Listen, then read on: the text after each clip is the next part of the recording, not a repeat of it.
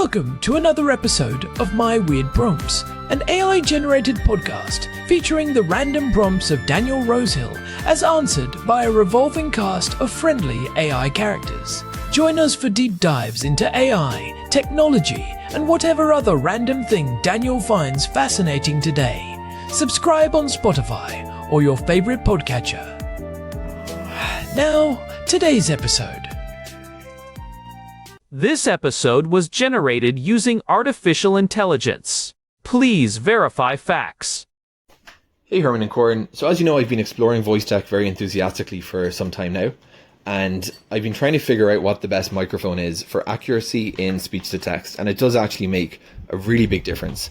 The gold standard in voice critical applications, think stuff like dispatchers or people who use transcription an awful lot, is headsets of all manner, whether they're wired or wireless, because the single best thing you can do for accuracy is get the microphone close to your mouth. The only thing about them is really they become a nuisance if you're wearing them all day, if you're doing dictation all day, and they're kind of goofy. You have that very kind of 90s tech look if you're walking around town. That's when Hannah pretends not to know me. But I've been looking at, in the search for alternatives, we've talked about the gooseneck microphone, which is, I think, underloved. It's a really nice microphone form factor, used a lot in conferences, but it doesn't do so well with long range pickup. You've got conference mics, shotguns. So I've tried out, my methodology has been to buy a basic one of each, test them for a few weeks and try to see how they're doing. But then I thought, why don't I actually do this as a real evaluation? So I recorded 3 paragraphs about the history of coffee. And whenever I get a new microphone, I record it and run it through Whisper. And I'm able to use a calculator, one of these benchmarking apps, to actually compute the word error rate. And this way, I can actually objectively see how different microphones perform. For those who would like to see the results, they are open sourced on GitHub and Hugging Face. And the mystery is removed. What I actually found is pretty interesting, if I may say so myself. I'll tell you the core results. Basically, the expensive stuff, there's no clear correlation between price and accuracy. And in fact, some of the best performing microphones include a $20 speakerphone from AliExpress that I just picked up. The eMeet has actually outperformed some of the Jabra gear. So that's finding number one. But would you like to hazard a guess as to which of these microphones actually has the best accuracy? And I will tell you, it's the one I'm speaking into right now. It's the built-in microphone on my OnePlus. That means that the built-in mic on this phone has actually outperformed a Jabra headset and a lav mic and all different kinds of things on accuracy. And some of the recordings that I get from this are actually decent. But the key is I'm holding this prompt with the microphone about 6 inches from my mouth and trying to keep it as steady as possible to avoid handling noise. Now, Herman and Corn, this has actually changed my assumptions about microphones and phones. I always assumed that they were low quality because, well, when you have a phone call with someone, it always sounds a bit muffled and garbly, but a lot of that actually might be due to the transport layer for the audio or the compression that happens between here and there. So my question, Herman and Corn, usually with microphones, we see that getting everything small is usually results in some kind of a downgrade of performance. But I've never actually thought about what type of microphone that they put in phones. The microphone is, I guess, somewhere near the bottom. And is it a directional microphone? Do they make ones that are omni? Do they make phones that actually have more than one microphone so you can choose between a directional mic? I mean, I guess the very form factor is a weird one in conventional microphone terms, because you're speaking, if I hold my phone up to my ear, you know, it feels very old school to even do that now. We're all taking calls on our gadgets. But then I'm speaking towards the air, the ground, and the microphone is kind of pointing down towards a different patch of ground if you can visualize speaking to microphone. So a directional mic, like a shotgun, actually would be a poor pickup pattern in that use case. But something that's very omni would be bad as well, because you hear a lot of background noise. But if you were somewhere quiet and you wanted to put the phone on a table, as so often happens, and says, let me put you on to my wife, Then you'd want an omni pickup pattern where you're getting the microphone is zoning in. So beamforming maybe comes in. Anyway, Herman and Corn, we spent a good enough amount of time talking into our devices. I thought it would be worth talking about what microphones actually go into smartphones. What is the quality like for these components? And the pickup patterns, always have to say that carefully. And are there any phone manufacturers, for those who do use their phones a lot for the kind of stuff I'm doing now, which is a lot of voice recordings, do they make ones that are specifically have a great quality internal microphone, not for calls, but for recording, and maybe even different microphones and different parts of the phone, microphone arrays, you name it. It's not a feature that I've really seen, but you know, everything is possible in the world of hardware. Herman and Corn, let's talk about phone microphones in today's episode of My Weird Prompts. Hey everyone, welcome back to My Weird Prompts. I am Corn, and I am sitting here in our living room in Jerusalem with my brother. It is a bit of a chilly afternoon outside, but we have got the heaters going and a fresh pot of coffee on the table. Herman Poppleberry at your service. It is a beautiful day to talk about some serious hardware, Corn. I have been looking forward to this one all week because it touches on that perfect intersection of physics, semiconductor manufacturing, and artificial intelligence. It really does. And today's prompt from Daniel is actually a bit of a reality check for anyone who spends a lot of time thinking about audio gear. He has been doing some deep testing on speech-to-text accuracy, specifically looking at which microphones give the best results when running audio through Whisper. For those who do not know, Whisper is the open-source speech recognition model from OpenAI that really changed the game a couple of years ago. This is so classic Daniel. He did not just take the marketing at face value, he actually went out and calculated the word error rate, or WER, for a bunch of different setups. He recorded himself reading paragraphs about the history of coffee, which I appreciate, and then ran those recordings through the same Whisper model to see which one produced the fewest mistakes. And the results are, well, they are kind of embarrassing for some very expensive equipment manufacturers. Right. The big takeaway was that his built-in OnePlus phone microphone actually outperformed a dedicated Jabra headset and a professional-grade lavalier mic. He always assumed, like most of us do, that phone mics are kind of low-quality, tiny components that are good enough for a call, but not for real work. But his data says otherwise. It makes you wonder if the muffled garbage sound we often hear on phone calls is actually the fault of the microphone at all. It is almost certainly not the microphone. That is the big misconception right there. We tend to conflate the quality of the hardware with the quality of the signal we hear on the other end of a cellular connection, but those are two completely different things. When you are on a standard mobile call, that audio is being crushed by compression and limited by the bandwidth of the cellular network. But the actual raw capture happening on the device, that is a different story entirely. So let us pull on that thread. If the hardware is actually high quality, what are we looking at? What kind of microphones are they actually putting inside these tiny glass rectangles we carry around? Well, we have moved far beyond the old electric condenser microphones you might remember from decades ago.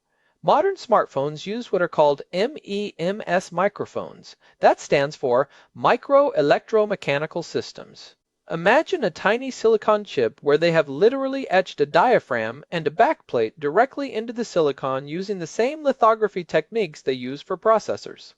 So it is a mechanical device, but it is manufactured using the same processes we use to make computer chips. Exactly. It is a masterpiece of semiconductor engineering.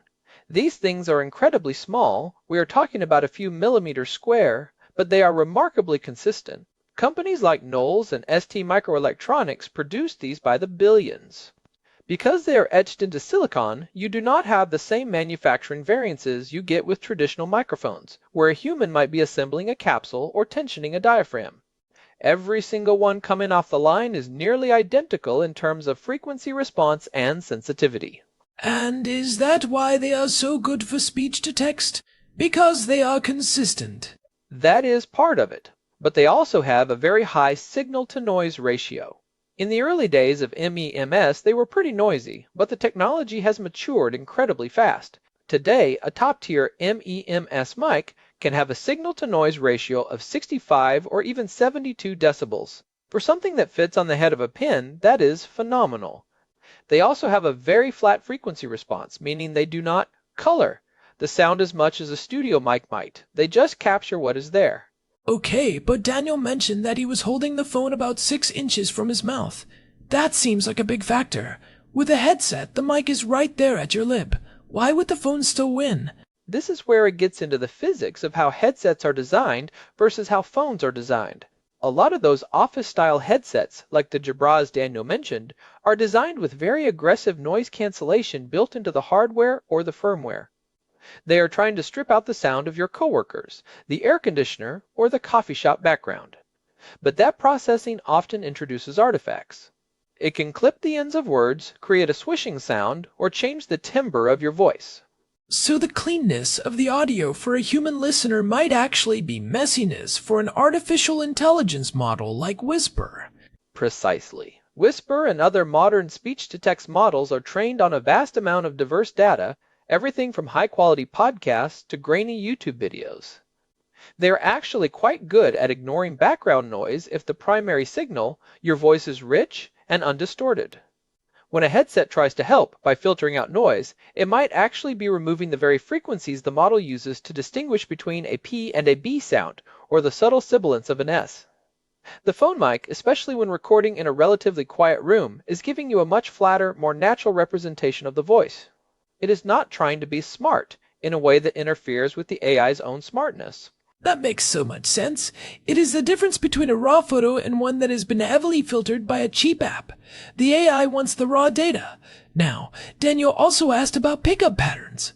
Usually, when we talk about studio mics, we talk about cardioid or omnidirectional. How does that work when the mic is just a tiny hole in the bottom of a phone? Most individual MEMS mics are omnidirectional by nature. They pick up sound from all around. However, and this is the magic part of modern phones, they almost never use just one microphone. Most modern smartphones have at least 3, and often 4, microphones scattered around the body. There is usually one at the bottom for your mouth, one at the top for noise cancellation and speakerphone mode, and one near the camera lens on the back to capture audio for video. So how does the phone use all those different points of capture? It is called beamforming and noise decorrelation.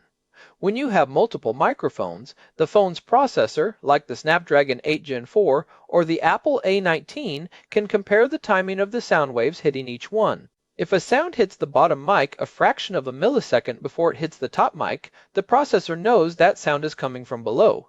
It can then use math, essentially destructive interference, to digitally steer the sensitivity toward your mouth and cancel out sounds coming from other directions. So it is creating a virtual directional microphone out of several omnidirectional ones. That is brilliant.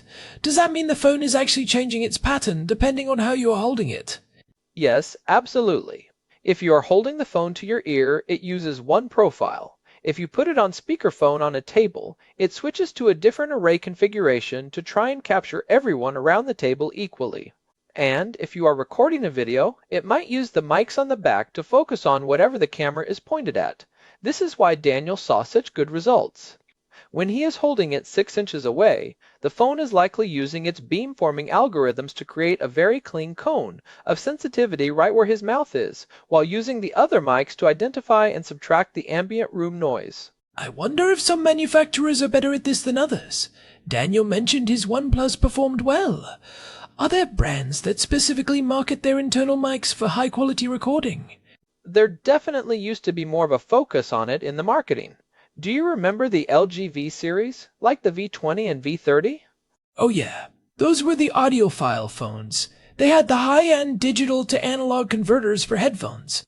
Exactly, but they also had incredible microphone arrays. LG actually marketed them for recording loud concerts without distortion. They use microphones that could handle very high sound pressure levels, up to 135 decibels, which is basically like standing next to a jet engine. Most phone mics would just clip and produce a wall of static, but those LG phones stayed crystal clear. It is a shame LG got out of the phone business. Who has picked up that mantle in 2026? Sony is still very serious about it with their Xperia line, particularly the Xperia 1 Mark 7. They include dedicated recording apps that let you bypass a lot of the standard Android processing and record in 24-bit 96 kHz audio. Apple has also been making a big deal about studio quality mics since the iPhone 16 Pro. They use a 4-mic array that they claim has a much lower noise floor than previous models. In fact, for the iPhone 17 Pro that just came out, they have integrated a new voice isolation mode that uses the neural engine to do real-time separation of the voice from the background, and it is surprisingly transparent. It is interesting that we are seeing this shift. For a long time, the microphone was just a utility for calls. Now that we are all using voice memos, TikTok, and speech-to-text, it has become a primary feature. But let us go back to Daniel's point about the transport layer. He mentioned that the muffled sound on calls might be due to compression. Can we break that down? Why does my voice sound like a robot from 1995 when I call you, but perfectly clear when I send you a voice note on Telegram? It comes down to the codec, the algorithm used to shrink the audio data so it can travel over the network. Standard cellular calls for a long time used something called narrowband audio. It limited the frequency range to between 300 and 3400 Hz. For context, human hearing goes up to 20,000 Hz, so you were losing all the high-end air and the low-end warmth. It was designed specifically to make speech intelligible while using as little data as possible, but it sounds terrible. It is like looking at the world through a tiny, blurry porthole. Exactly. Now we have VoLTE, or Voice over LTE, and Vo5G, which use wideband codecs like G.722.2, often called HD voice. Even better is EVS, or Enhanced Voice Services, which can handle up to 20 kHz, the full range of human hearing. But even with HD voice, the network might decide to throttle your bitrate if the signal is weak. When you record a voice note or use an app like Whisper on a local file, you are bypassing the cellular network's limitations entirely. You are getting the full range of what those MEMS mics can capture, which is often surprisingly close to 20,000 Hz. So, the hardware is the Ferrari, but the cellular network is a dirt road with a 40-mile-per-hour speed limit. That is a perfect analogy. When Daniel records his coffee history paragraphs, he is letting the Ferrari actually hit its top speed because he is saving the file locally and then feeding it to Whisper. The muffled sound we associate with phones is a network problem, not a microphone problem. You know, this makes me think about the gooseneck microphones Daniel mentioned. He said they are underloved. I have seen them in those high-end conference rooms or at podiums. They look very professional, but he found they did not necessarily beat the phone. Why would a dedicated foot-long microphone lose to a tiny chip? It is often about the environment and the electronics behind the mic. A gooseneck is usually a traditional condenser mic. It needs a good preamp and a good analog-to-digital converter to really shine. If you are plugging a cheap gooseneck into a basic computer sound card, you are introducing all kinds of electrical noise from the computer's internals, the fans, the power supply, the motherboard. The phone, on the other hand, is a tightly integrated system. The path from the MEMS mic to the processor is incredibly short and well shielded. Plus, the phone has all that dedicated silicon for digital signal processing. A standard desktop computer is trying to do a million things at once. The phone's audio subsystem is specialized for this. Exactly. And let us not forget the software side. The drivers for a phone microphone are tuned specifically for that exact hardware by hundreds of engineers at the manufacturer. When you plug a random USB mic or a gooseneck into a PC, you are using generic drivers that are designed to work well enough with everything, but perfectly with nothing. The phone is a closed ecosystem, where every component knows exactly how to talk to every other component. That is a great point. I want to talk about the built-in aspect of this. Daniel found that his phone beat his Jabra headset. Do you think that is a universal truth now? Should people stop buying headsets for dictation? Well, there is still the comfort factor. Holding a phone 6 inches from your face for 8 hours a day is going to give you some serious gorilla arm. And if you are in a noisy office, the headset's physical proximity to your mouth still gives it a massive advantage in terms of raw signal-to-noise ratio. But if you are in a quiet home office, honestly, the phone or a high-quality puck-style conference mic might actually be the superior choice for speech-to-text accuracy. It is funny you mentioned the conference puck mics. Daniel mentioned a $20 one from AliExpress called the EMEET, or something similar, that performs surprisingly well. Yeah, those conference pucks are basically just big housings for a circular array of MEMS microphones.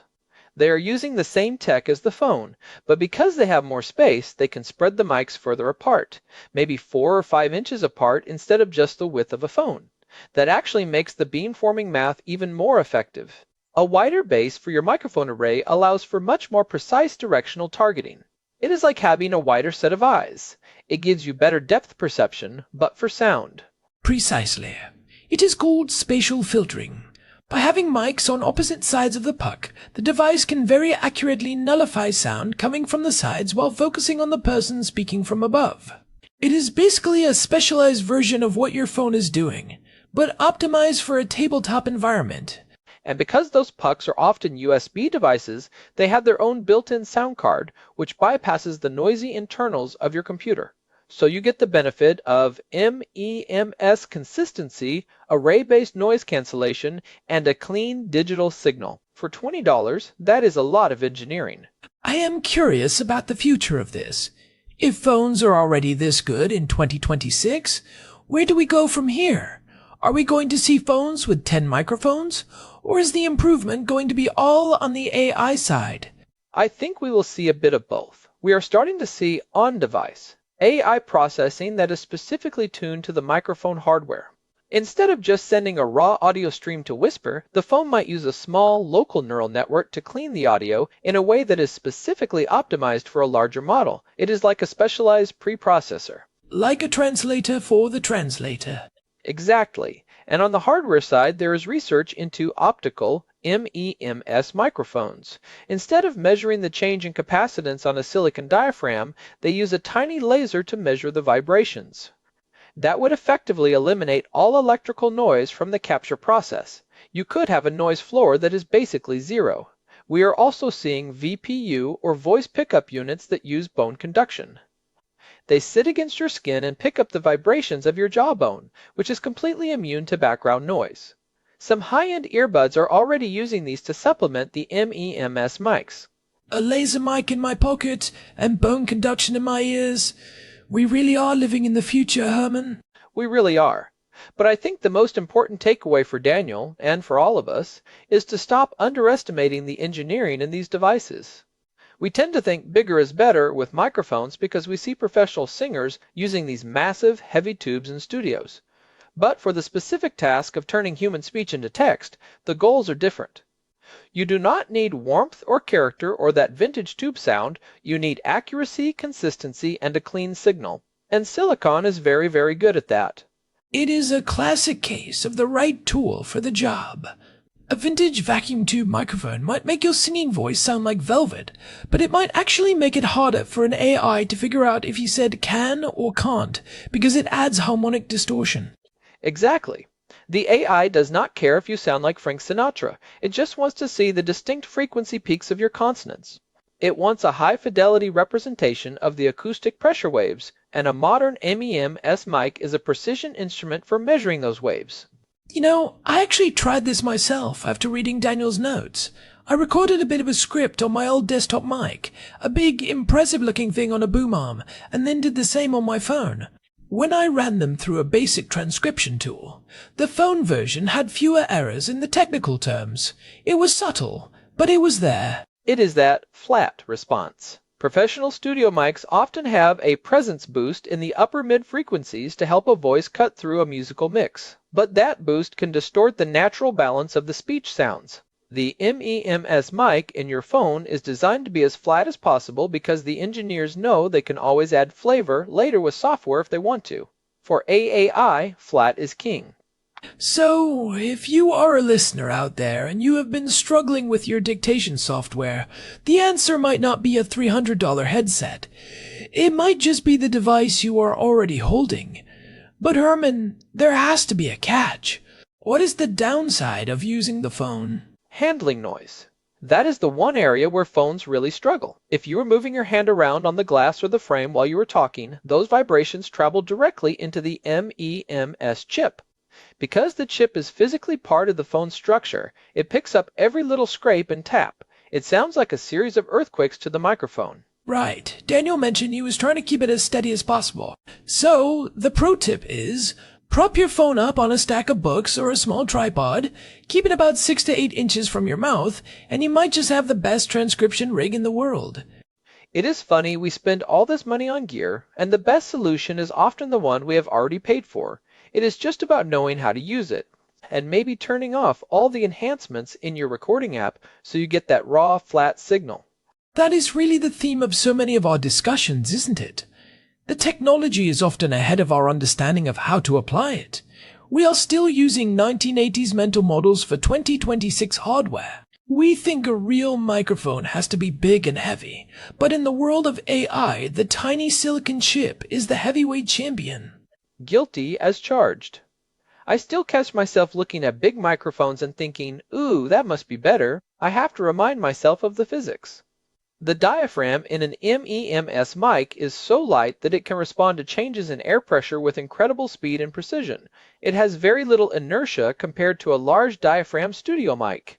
Well, I think we have thoroughly deconstructed the smartphone microphone. It is a silicon marvel. It uses math to see sound, and it is probably being held back more by your cellular provider than by its own hardware. And if you are recording for AI, raw and flat, beats processed and pretty every single time. That is a great mantra. Raw and flat beats processed and pretty. I like that. I might get it on a t-shirt. Please don't.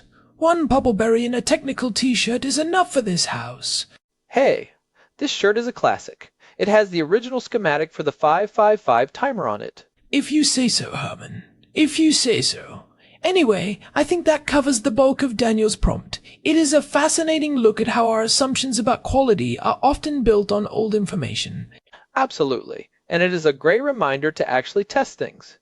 Daniel didn't just wonder, he measured. He calculated the word error rate. That is the gold standard for any kind of technical inquiry. The Puppleberry seal of approval for Daniel's methodology. Definitely. He even accounted for the transport layer by testing different recording methods. That is a high-level catch. Well, before we wrap up, I want to say a big thank you to everyone for listening. We have been doing this for 671 episodes now, and it is the curiosity of people like Daniel and all of you that keeps us going. It really does. We love diving into these rabbit holes with you. If you are enjoying the show, we would really appreciate it if you could leave us a quick review on your podcast app or on Spotify. It genuinely helps other people find the show, and we love reading your feedback. Even the technical corrections, especially the technical corrections. Yeah, it makes a huge difference. You can find my weird prompts on Spotify, Apple Podcasts, or wherever you get your podcasts. You can also visit our website at myweirdprompts.com for the full archive and our RSS feed. And if you have a prompt of your own, something that has been bugging you, or a weird experiment you've been running, send it our way. You can reach us at show@myweirdprompts.com. We might just feature it in a future episode. Thanks again for joining us in Jerusalem. This has been My Weird Prompts. Until next time, keep testing those assumptions. Goodbye. Goodbye. This episode was generated using Gemini Flash 3. Text-to-speech engine was Chatterbox. Thanks for listening to another episode of My Weird Prompts, an AI-generated podcast featuring Daniel Rosehill's AI prompts as answered by a revolving cast of friendly AI characters including me, Cornelius the Sloth. Subscribe on Spotify or visit myweirdprompts.com.